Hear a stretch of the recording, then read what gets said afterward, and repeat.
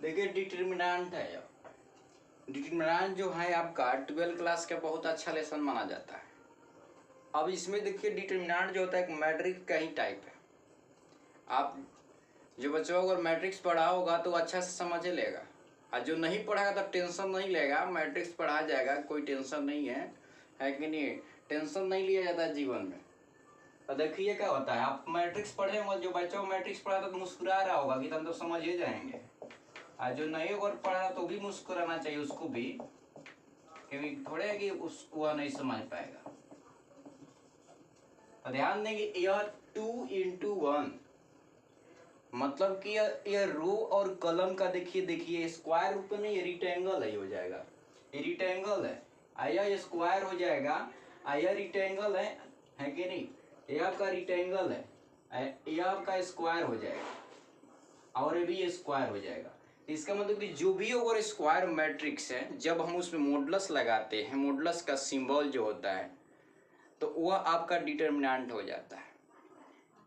इसमें हम लोग सारणी के नाम से जानते हैं।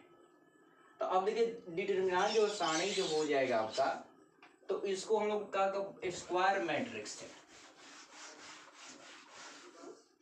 ये क्या हो जाएगा आपका बच्चे? Square matrix. ये स्क्वायर मैट्रिक्स है। देखिए मैट्रिक्स में जो था ना, इसमें वैल्यू नहीं मिलता था आपको। मैट्रिक्स जो है उसमें वैल्यू नहीं मिलेगा, बट क्या होता है यहाँ डिटर्मिनेंट में केवल खटक खाली वैल्यू मिलबे करेगा। एकदम पूरा धाकड़ कोई भी क्वेश्चन लेके आइए, एकदम कोई भी क्या होता है उसका वैल्यू निकाल के ले जाइए। हार्ड से हार्ड क्वेश्चन जो होता है ना, इजी कर देता है। इसलिए हम लोग का होता है इस डिटर्मिनेंट पढ़ना जरूरी पड़ जाता है। एक से बड़ा क्वेश्चन जो होता है आपको इजी कर देता है। इसलिए क्या करेंगे, हम डिटर्मिनेंट समझेंगे, अच्छे तरीके से समझेंगे। जो बच्चा अगर डिटर्मिनेंट समझ गया तो सोचो कि एकदम इसमें केवल कैलकुलेशन है, थोड़ा दिमाग नहीं ज़्यादा लगाना है। बस थ्योरी जब मिलेगा ना तो उसी समय दिमाग लगाना है, ज़्यादा नहीं। और थ्योरी के बाद जब क्वेश्चन बनेगा ना, कहे क्या गर्दा क्वेश्चन आ रहा है जी, एकदम धक्का बनेगा क्वेश्चन। अब देख लीजिए पहले स्क्वायर मैट्रिक्स, तो स्क्वायर मैट्रिक्स बनाते हैं, और जब भी स्क्वायर मैट्रिक्स जो होगा ना, उसका पहचान जो होता है ना, उसका रो जो कॉलम जो होगा ना, ऑर्डर जो होगा ना, वो सिमिलर ऑर्डर का होता है।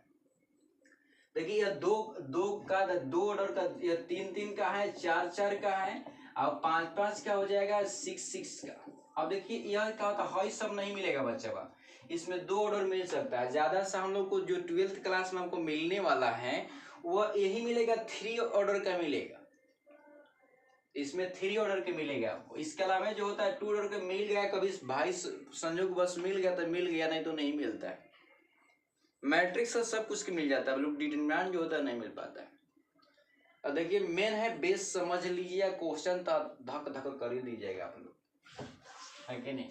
तो ये आपका हो जाएगा, हम लोग की चर्चा जो हो जाएगा इस पे हम लोग ज्यादा फोकस करेंगे कि जो भी है। देखिए डिटर्मिनेंट जो होता है, डिटर्मिनेंट में हम वैल्यू फाइंड करेंगे, डिटर्मिनेंट में वैल्यू मिलता है, समझ गए ना? अब मैट्रिक्स में वैल्यू नहीं मिलता है, वैल्यू इसमें फाइंड नहीं कर पाएंगे बच्चों, समझ ना? हम इसको केवल उसको मतलब ट्रांसपोज कर सकते हैं, उसको इन्वर्स निकाल सकते हैं।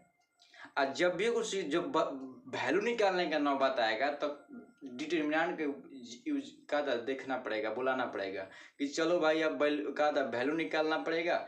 जैसे इन्वर्स मैट्रिक्स जब निकालते हैं, मान लीजिए ट्रांसपोज का हम ट्रांसपोज का ऑपरेशन मेथड से जब हम लोग नहीं निकालते हैं, ऑपरेशन नहीं करते हैं, विदाउट हम ऑपरेशन के अगर इन्वर्स मैट्रिक्स निकालते हैं, तो उसमें क्या होता है ना, आपको उसमें आपको मैट्रिक्स का जरूरत पड़ता है नहीं? अब कौन कॉन्स्टिट्यूएंट है, कौन नॉन कॉन्स्टिट्यूएंट है, उसको प्राप्त करने के लिए हम लोग मैट्रिक्स से सलाह डिटरमिनेंट का सलाह मदद लेना पड़ता है। जब डिटरमिनेंट 0 हो जाता है तो वह मैट्रिक्स मतलब इन्वर्स मैट्रिक्स डिफाइन नहीं होता है, और जब 0 नहीं होता तो डिफाइन होता है। आई होप आप बात को जानते होंगे। तो देखिए हम आगे चलते हैं डिटरमिनेंट पर। ये क्वेश्चन अगर मान लें कि इस पर हम थोड़ा क्वेश्चन कर लिया जाए, देखिए कैसे क्वेश्चन होता है। देखिए क्वेश्चन से ही बात कर लेते हैं। 3 4 6 8 5 3 2 2 2। देखिए बच्चों इसमें जो है ना आपका, इसमें जो है 3 का 3 रो और 3 कॉलम। देखिए ध्यान देंगे, 3 आपका रो होगा ना, 3 रो 1 2 3, फर्स्ट रो फर्स्ट कॉलम,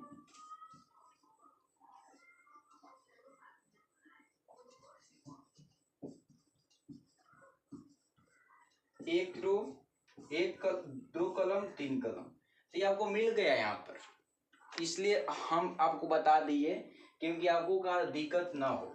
देखिए क्वेश्चन सॉल्व ना हो, बल्कि कॉन्सेप्ट आपको दिमाग में बैठ जाए, एकदम धड़क देगा, उसी को हम लोग कहेंगे। ध्यान देंगे, आप इसको सॉल्व करेंगे तो इसको सॉल्व करने का करेंगे हम लोग इस तरह क्रॉसिंग कर। क्या बच गया बताइए, 5 दूनी का 10 कर दीजिए, या 10 में से 6 घटा लीजिए, 10 में से 6 घटा लीजिए ना। आई जो है ना इस पर 3, यहाँ माइनस क्यों कर रहे हैं सब बताएंगे, ध्यान दीजिएगा। अब इसको जो बचेगा यहाँ से ऐसे कर दिए, क्रॉसिंग यहाँ से कीजिए ऐसे, तो यह बच गया आपको कौन, जब यह क्रॉसिंग हो गया और यह क्रॉसिंग हो जा रहा है तो 4 दूनी का 8 और माइनस 12 प्लस यहाँ पर आ जाएगा, उसके बाद यह 3 2 हो जाएगा, तो इसको क्रॉसिंग कीजिएगा और यह क्रॉसिंग कीजिएगा, थर्ड है कि नहीं, फर्स्ट कॉलम और थर्ड रो के हम क्रॉसिंग कर दिए, तो मेरे पास बचा 12 और 30 माइनस, तो हो जाएगा आपका 3 इंटू 4, 3 इंटू 4 माइनस हो जाएगा बच्चों 8 इंटू माइनस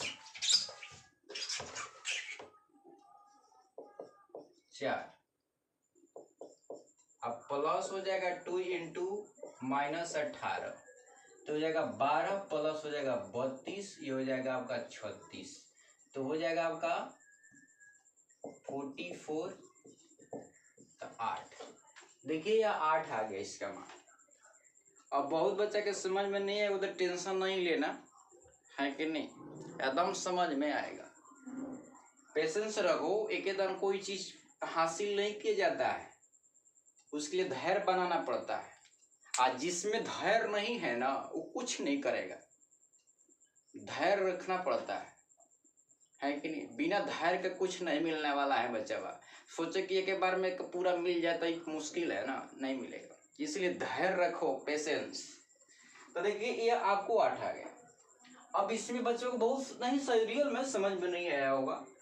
अब इसमें बच्चा को यही नहीं मालूम है रो कौन है, कॉलम कौन है, क्या हो रहा है, किसको रो क्रॉस करेंगे हम लोग, क्या करेंगे, है कि नहीं, क्या हो रहा है, तो आपको मिलेगा, पूरा डिटेल मिलेगा, है कि नहीं। मेरा कुछ तबीयत खराब था जिसकी वजह से आपको वीडियो नहीं मिल रहा था, तो मिलेगा, कंटिन्यू एकदम मिलेगा, टेंशन नहीं लीजिए, मिलेंगे एकदम, हमेशा मिलते रहेंगे।